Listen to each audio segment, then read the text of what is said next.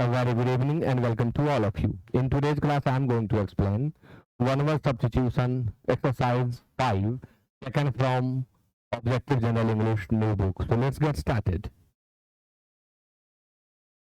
Question number 1 is a person who brings goods illegally into the country. वह व्यक्ति जो अवैध रूप से किसी देश में सामानों को लाता है, क्या कहते हैं उसे? A exporter, B importer, C smuggler and D impostor. Answer दे सभी लोग. एक्सपोर्टर निर्यातक, यानी जो निर्यात करता है, यानी सामान दूसरे देश में भेजता है. इम्पोर्टर आयातक. लेकिन ये जो एक्सपोर्टर और इम्पोर्टर होते हैं ये लीगली सामान को भेजते हैं और मंगवाते हैं. यहाँ बात इलीगली है, इसलिए स्मगलर होगा, तस्कर, यानी आंसर सी. इम्पोस्टर मक्कार, ढोंगी या बहुरूपिया. तो 1 का आंसर सी होगा. Question number 2. A man who dances to the tunes of his wife. वह व्यक्ति जो अपने पत्नी के धुन पर नृत्य करता है, यानी जो पत्नी की हर बात को शिरोधार्य करता है, उसे क्या कहें? A effeminate, B slave, C handpicked and D chum. Effeminate means होता है वह व्यक्ति, वह पुरुष जिसका स्वभाव स्त्रियों जैसा है. उचित व्यवहार वाला पुरुष, गुण वाला पुरुष, जिसकी चाल ढाल, जिसके बोलने की शैली जैसी हो, उस पुरुष को इफेमिनेट कहते हैं. स्लेव गुलाम, हैंडपिक्ड पत्नी का आज्ञाकारी पति या जोड़ू का गुलाम, डी चम दोस्त, यानी बचपन का दोस्त, वह जो चाइल्डहुड फ्रेंड हो उसे हम चम कहते हैं. Question number 3. Cutting for stone in the bladder. Bladder में स्टोन के कटिंग को क्या कहते हैं? A dichotomy, B tubectomy, C coma and D stupe. Stupe पर मत पढ़िए, स्ट्यूप. ब्लैडर में स्टोन के कटिंग को क्या कहते हैं? तो ब्लैडर के अंदर स्टोन की कटिंग, जो शल्य चिकित्सा है, जो सर्जरी है एक तरह की, उसे हम डिकोटोमी कहते हैं. बी में शब्द है ट्यूबेक्टोमी, महिला नसबंदी. चाइल्ड बर्थ को रोकने के लिए महिलाओं में जो नसबंदी होती है उसे ट्यूबेक्टोमी कहते हैं. अब आप कमेंट करके बताएं कि पुरुष नसबंदी को क्या कहते हैं. कमेंट करिए सभी लोग. कॉमा प्रगाढ़ बेहोशी, अचेतावस्था, कॉमा परिचित है कॉमा से, अचेतावस्था, प्रगाढ़ बेहोशी. और स्ट्यूप एक तरह का मूर्छा है, यह लगभग बेहोशी या मानसिक जड़ता की स्थिति, इसे हम मूर्छा भी कहते हैं, स्ट्यूप. तो आंसर तो ये होगा, लेकिन यही चीज अगर पुरुष नसबंदी हो तो उसे हम वैसेक्टोमी कहते हैं. वैसेक्टोमी, इसका अर्थ हो जाता है पुरुष नसबंदी. याद रखेंगे, पुरुष नसबंदी. क्वेश्चन नंबर 4 आपके सामने. वर्ड है हेवी अननेचुरल स्लम्बर. लाइन है heavy unnatural slumber. Slumber means होता है गहरी नींद. वह गहरी नींद जो अप्राकृतिक है और बहुत प्रगाढ़ है, उसे क्या कहते हैं? A nap, B insomnia, C coma and D sleep. Nap means झपकी, कैट नैप कहें, नैप कहें, या इसे सरिस्ता भी कहते हैं, झपकी. इंसोम्निया अनिद्रा, नींद नहीं लगने की बीमारी इंसोम्निया है. कॉमा प्रगाढ़ बेहोशी और स्ट्यूप, आंसर डी होगा. अननेचुरल स्लमर और हेवी अननेचुरल स्लमर को हम स्ट्यूपर कहते हैं, मूर्छा. Question number 5. A person who travels to a sacred place as an act of religious devotion. वह व्यक्ति जो किसी पवित्र स्थान की यात्रा धार्मिक श्रद्धा के कारण करता है, क्या कहते हैं उसे? A hermit, B pilgrim, C saint and D mendicant. Hermit means एकांतवासी। ऐसे तो आप डिक्शनरी में इसका अर्थ साधु भी देख सकते हैं, लेकिन जो अकेला जीवन जिए उसे हर्मिट कहते हैं, एकांत में जो रहना चाहे। ऐसे रिक्लूज भी कहते हैं एकांतवासी को। आंसर पिलग्रिम होगा। अब आप कमेंट करके बता दें कि तीर्थ यात्रा या तीर्थ स्थल के लिए क्या वर्ड आप यूज करते हैं, कमेंट करिए। सेंट पवित्र आत्मा या संत, मेंडिकेंट मीन्स भिक्षुक, जो भिक्षाटन करके अपना जीवन यापन करते हैं, यहाँ वहां घूम करके वे मेंडिकेंट कहे जाते हैं। तो पिलग्रिम तीर्थ यात्री और तीर्थ यात्रा या तीर्थ स्थल के लिए हम यूज करते हैं pilgrimage.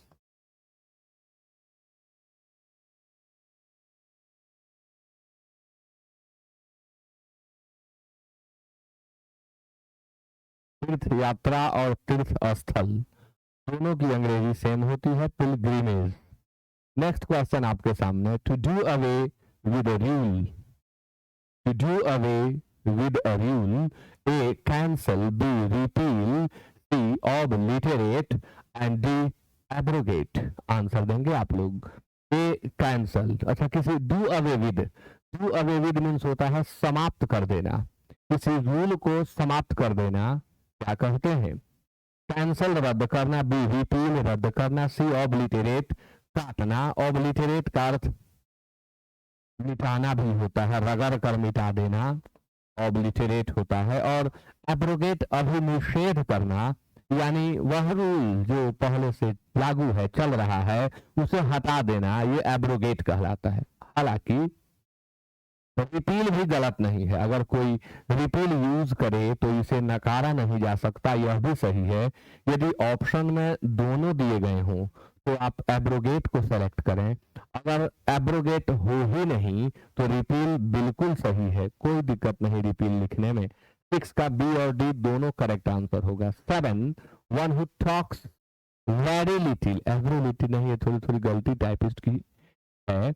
One who talks very little, वह जो बहुत कम बोलता है, क्या कहते हैं इसे? A reserved, B mute, C phlegmatic and D stoic. वह जो बहुत कम बोलता है उसे हम रिजर्व्ड कहते हैं, मितभाषी, अल्पभाषी। सिनोनिम बताएंगे आप रिजर्व्ड का। बी म्यूट, गूंगा, जो बोले ही नहीं, इसमें बोलने का गुण ही न हो, जो न बोल सके, उसके लिए म्यूट यूज होगा, डम यूज होगा। फ्लैगमेटिक मीन्स होता है सुस्त, स्लगिश। स्टोइक मीन्स उदासीन, बट स्टोइक को हम कहें वैरागी। One who is in the same condition at the time of pain and pleasure, जो दोनों में समान स्थिति को मेंटेन करे, खुशी और दुख, दर्द और आनंद, उसे हम स्टोइक कहते हैं। और ऐसी आदत, ऐसे गुण को स्टोइसिज्म कहते हैं। तो आंसर रिजर्व्ड होगा। अच्छा मैंने पूछा इसका सिनोनिम बोल दें, तो इसका सिनोनिम रेटिसेंट होगा और लैकनिक भी होगा। रेटिसेंट और लैकनिक। 7 का A. Question number 8, food which agrees with one's taste, वह भोजन जो हमारी रुचि के मुताबिक हो, जो भोजन हमारे पसंद का हो, उसे क्या कहें? A pungent, B palatable, C sensuous and D edible. Pungent means होता है बहुत तीखी महक वाला, जैसे लहसुन आदि। आप इनको लेके ऐसे करेंगे, काफी तीव्र महक आएगी, तो इन्हें हम पंजेंट कहते हैं। बैटरी खोलते समय भी जो महक आती है उसके लिए भी पंजेंट का यूज किया जाता है। पैलेटेबल, स्वादिष्ट, जो हमारी रुचि के योग्य हो, उसे हम एक शब्द में एग्रीएबल भी कहते हैं, बट ऑप्शन में नहीं दिया हुआ है, आप याद जरूर करें। एग्रीएबल भी दे दिया जाए तो ये बिल्कुल सही आंसर होगा। सेंसुअस मीन्स होता है कामुक, और मन या शरीर के द्वारा जितने तरह के आनंद हम ले सकते हैं, इन आनंद में लिप्त रहने वाला व्यक्ति भी सेंसुअस ही कहलाता है। एडिबल खाने योग्य, जो खाने के योग्य हो वह एडिबल है, खाद्य। 9, वन हु लव्स बुक्स, वह जो पुस्तकों से प्रेम करता है। A bibliophobe, B bibliographer, C bibliophile and D bibliophagist. तो फाइल लव को व्यक्त करता है और बिब्लियो मीन्स बुक होता है, तो आंसर होगा bibliophile, one who loves books. लेकिन अगर आ जाए कि वह जो किताब पढ़ने से लव करे उसे हम बिब्लियोफैगिस्ट कहते हैं। किताब, one who loves reading books, तो आपको बिब्लियोफैगिस्ट लिखना होगा। बिब्लियोफॉब मीन्स होता है जो किताब देखते डर जाए। Phobe is a kind of fear. And bibliographer वह जो पुस्तक की रचना करता है, जो पुस्तक को तैयार करता है, उसे हम बिब्लियोग्राफर कहते हैं। तो आंसर 9 का सी होगा। क्वेश्चन नंबर 10 आपके सामने। प्लेन प्लेन और सेल्फ एविडेंट ट्रूथ, प्लेन और self evident truth. A proverb, B precept, C truism and D formula. तो प्लेन और सेल्फ एविडेंट ट्रूथ यानी वह जो प्लेन है, सादा है, सरल है, और सेल्फ एविडेंट है, स्वयं से प्रकट है या स्वयं से सिद्ध है, यानी जिसके प्रकटीकरण के लिए किसी अन्य हेल्प की आवश्यकता न हो, जो सेल्फ में प्रकट हो, उसे हम ट्रूइज्म कहते हैं। स्वयं सिद्ध कथन या सत्य कहा जाता है। तो आंसर होगा आपका ट्रूइज्म। ए प्रोवर्ब कहावत, बी प्रिसेप्ट नियम एंड डी फॉर्मूला आप जानते हैं सूत्र। तो 10 का आंसर सी होगा। Question number 11। Parts of a country behind the coast or a reverse banks, नदी के किनारे के पीछे वाले भाग को हम क्या कहते हैं? स्वैम्प्स, आर्किपेलागो, हिंटरलैंड और स्ट्रूमस। स्वैम्प्स मीन्स दलदल नुमा भूमि, वह जगह जहां दलदल हो उसके लिए स्वैम्प्स का यूज होता है। आर्किपेलागो द्वीप के समूह को कहते हैं। हिंटरलैंड आंतरिक इलाके, भीतरी इलाके, नदी के किनारे से पीछे वाले जो इलाके, आप साधारण तौर पर इसे दियारा क्षेत्र कहें, दियारा क्षेत्र। स्थूमस संयोग भूमि और जल डमरू मध्य भी कहते हैं इसे, जल डमरू मध्य।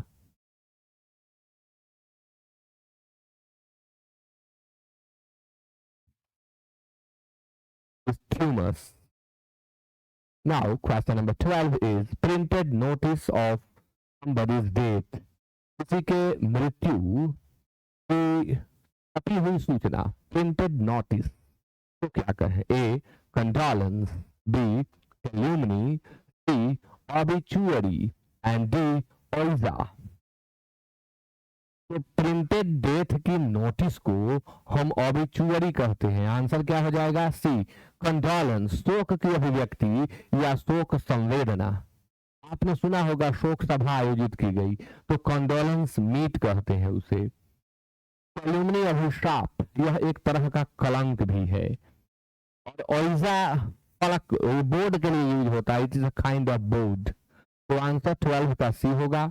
Question number 13, just punishment for wrong doing. अच्छा, कुछ लेखक ऑफ भी लिखते हैं, just punishment of wrong doing, but for is far better than of in this respect. Just punishment for wrong doing यानी किसी कुकृत्य के लिए उचित दंड को क्या कहते हैं? नेमेसिस, परगेशन, रैट और कैथारसिस। नेमेसिस, नियति या न्यायोचित दंड, न्यायोचित या उचित दंड को हम नेमेसिस कहते हैं।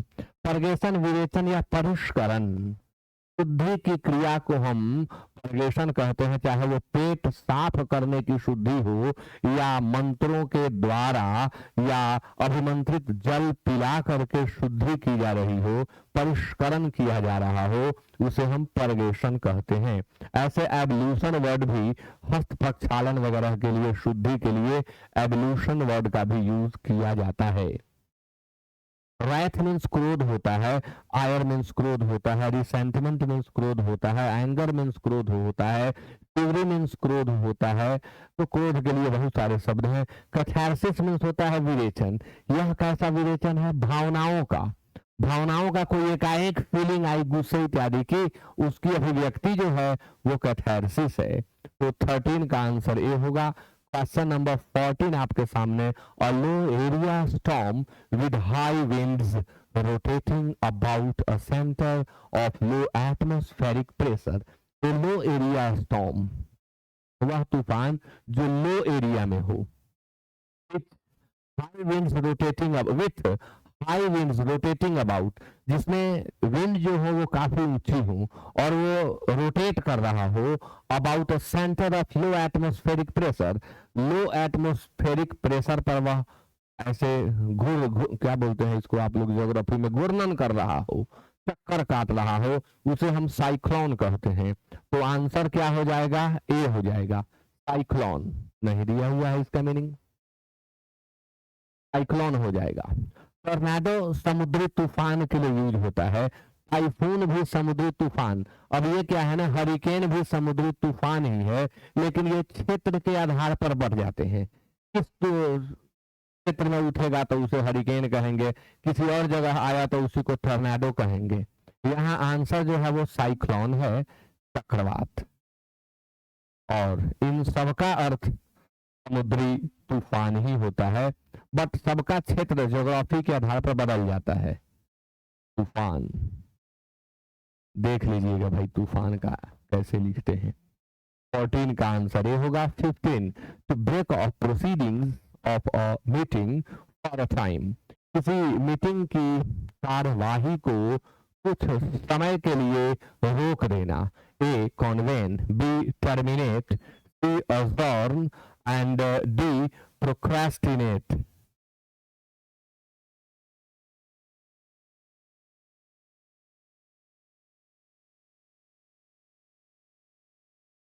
कॉन्वेन मीन्स होता है सभा इत्यादि को आयोजित करना, सभा बुलाना। बी टर्मिनेट समाप्त करना, बर्खास्त करना से बेहतर है समाप्त करना। सेवा इत्यादि को समाप्त करना टर्मिनेट कहलाता है।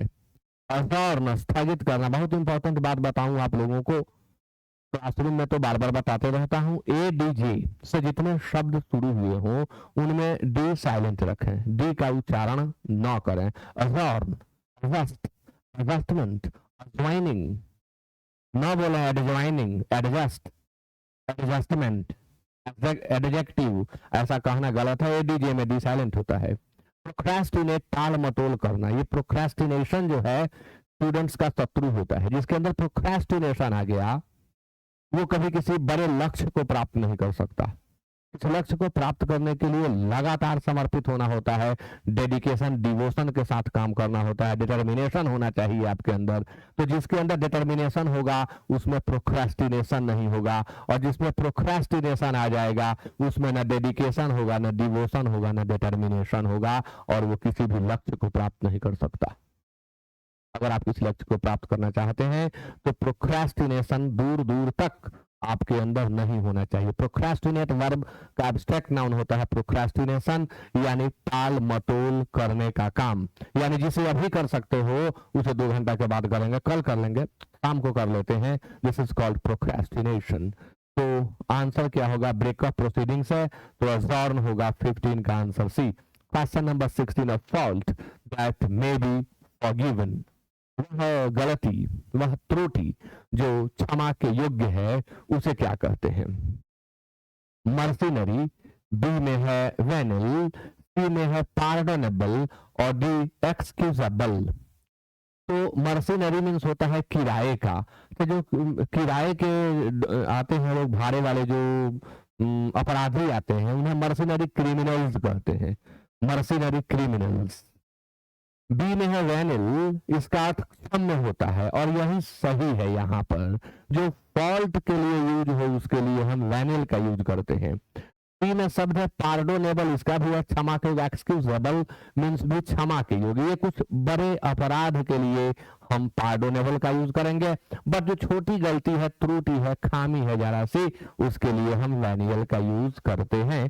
16 का आंसर भी होगा। Question number 17, one who promotes the idea of absence of government, वह जो सरकार की अनुपस्थिति के सिद्धांत को बढ़ावा देता है, वो चाहे किसी भी तरह की सरकार हो, क्या कहते हैं उसे? When every man should be law unto himself, जहां सारे लोग अपने आप में लॉ हो, जहां कानून के, विधि के प्रतिरूप हो सारे लोग, वहां कोई एक ऐसा हो जो सरकार न रहे, प्रशासन न रहे, ऐसी बातें करता हो, तो हम उसे क्या कहते हैं? A anarchist, B belligerent, C iconoclast and D agnostic. तो क्या आंसर होगा 17 का?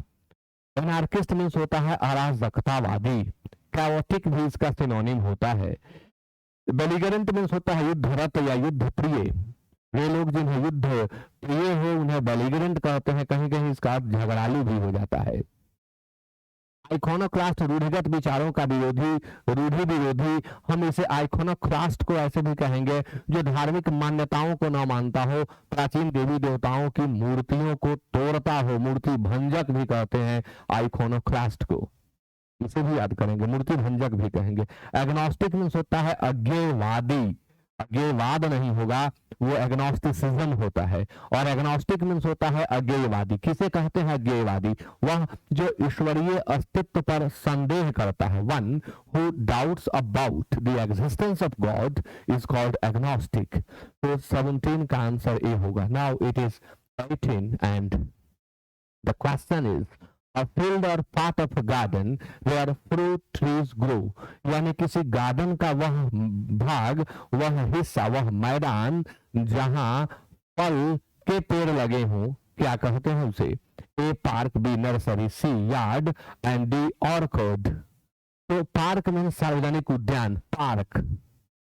बी नर्सरी, पौधाशाला, पौधाशाला। यार्ड प्रांगण, बाड़ा, आंगन भी बोलते हैं। और ऑर्किड बोलते हैं हम जहां फलों के पेड़ हो, उस एरिया को हम ऑर्किड बोलते हैं। गार्डन क्यों नहीं? तो गार्डन में हर तरह के पौधे होते हैं, लेकिन ऑर्किड जो होता है वहां सिर्फ फलों के पेड़ होते हैं। बात यहाँ फलों की हुई थी। 18 का आंसर डी होगा। 19, something which is not thorough और प्रोफाउंड, वह जो संपूर्ण ना हो और वह जो प्रोफाउंड ना हो, यानी डीप ना हो, यानी ऊपरी हो। तो ऊपरी के लिए क्या वर्ड यूज होता है? ए है सुपरफिशियल, बी है superstitious, A superfluous and D supernatural. तो सुपरफिशियल आपका आंसर होगा, क्योंकि सुपरफिशियल मीन्स ही होता है दैट इज नॉट डीप। जो छिछला है, जो उथला है, जो ऊपर ऊपर है, उसे हम सुपरफिशियल कहते हैं। सुपरस्टिशियस मीन्स वहमी या अंधविश्वासी। सुपरस्टिशियस अंधविश्वासी। सुपरफ्लूअस जरूरत से ज्यादा, मोर देन रिक्वायर्ड, रेडंडेंट आप इसे कह सकते हैं। और सुपरनैचुरल अलौकिक, दिव्य। 19 का आंसर होगा। क्वेश्चन नंबर 20 आपके सामने। A slow witted and incompetent person, वह व्यक्ति जो मंद बुद्धि है और इनकॉम्पिटेंट है यानी अकुशल है, जिसके अंदर कुशलता नहीं है, उस व्यक्ति को हम क्या कहें? A niggard, B dud, C snotty and D duffer. ये तो आजकल सुनने में भी मॉडर्न लोग ज्यादा यूज कर रहे हैं इसको। नीगर, वह व्यक्ति जो कलर से ब्लैक हो और जिसे लोग घृणा करें, कॉन्टेम्पचुअस लुक जिसका हो, उसके लिए हम निगर का यूज करते हैं। डड, व्यर्थ, डड मीन्स असफलता भी होता है। स्नॉटी, गंदा एंड डफर, मूर्ख, मंद बुद्धि भी कहते हैं इसे। डफर को हम मंद बुद्धि भी कहते हैं, डफर। तो 20 का आंसर डी होगा। 21 आपके सामने। यूजिंग ऑफ न्यू वर्ड्स, नए शब्दों के प्रयोग को क्या कहते हैं? A coinage, B vocabulary, C neologism and D malapropism. Answer देंगे आप लोग। क्वाइनेज, क्वाइन का एब्स्ट्रैक्ट नाउन है, vocabulary neologism and malapropism. Using new words को हम नियोलॉजिज्म कहेंगे। शब्द है क्वाइनेज, टंकन, बट क्वाइनेज में शब्द निर्माण भी होता है। शब्द बनाने के लिए क्वाइन वर्ब का यूज होता है, और क्वाइनेज जब कर देंगे तो इसका अर्थ शब्द निर्माण भी हो जाएगा। वोकैब्युलरी शब्दावली, नियोलॉजिज्म नए शब्दों का प्रयोग, एंड मैलप्रॉपिज्म शब्दों का ऐसा प्रयोग जिसके बाद लोग हंसने लगे, यानी कहना कुछ और था और सटीक नहीं हो पाया, बिल्कुल उल्टा आपने बोल दिया। शब्दों का बेतुका प्रयोग, हास्यास्पद प्रयोग को हम मैलप्रॉपिज्म कहते हैं। तो 21 का आंसर डी होगा। अब आपके सामने क्वेश्चन नंबर 22, और 22 में है इन डिफरेंस टू प्लेजर और pain, we have already discussed it in today's class. हम लोग इस पर चर्चा कर चुके हैं। One who is indifferent to भी पूछा जाता है, और इन डिफरेंस टू प्लेजर और पेन, तो वन हु या द पर्सन हु, तो ऐसी स्थिति में आप स्टोइक का यूज करेंगे, और यदि फीलिंग को व्यक्त किया जाए तो आप स्टोइसिज्म, यानी आंसर 22 का बी हो जाएगा। डॉसिलिटी अधीनता, बट हम इसे सीधापन भी कहेंगे। डोसाइल वह व्यक्ति है जो सीधे सीधे आपकी बातों पर विश्वास कर जाता है और आप जैसे चाहें उसे यूज कर लेते हैं, वह व्यक्ति डोसाइल है, मीक है, सीधा साधा है, जिसमें छल कपट नहीं है, आप जो कहेंगे उसी पर वो बिलीव कर जाएगा, तो वो डोसाइल है। और उसी का एब्स्ट्रैक्ट नाउन होता है डॉसिलिटी। स्टोइसिज्म यानी वैराग्य, पेशेंस यानी धैर्य, और रेटिसेंस अल्पभाषिता, कम बोलना, रेटिसेंस। लैकोनिसिज्म, रेटिसेंस। 22 का आंसर बी होगा। 23 आपके सामने, इक्वल इन रैंक, मेरिट और क्वालिटी, वह व्यक्ति जो मेरिट में, रैंक में और क्वालिटी में आपके बराबर है। आपके समकक्ष व्यक्ति को क्या कहते हैं? जो आपके गुण में बराबर हो, जो आपसे मेधा में बराबर हो, और जो लेवल, स्तर, स्टैंडर्ड में भी आपसे बराबर हो, उसे क्या कहें? A chum, B contemporary, C peer and D colleague. क्या कहते हैं इसे? चम मीन्स लंगोटिया यार होता है, बचपन का दोस्त होता है।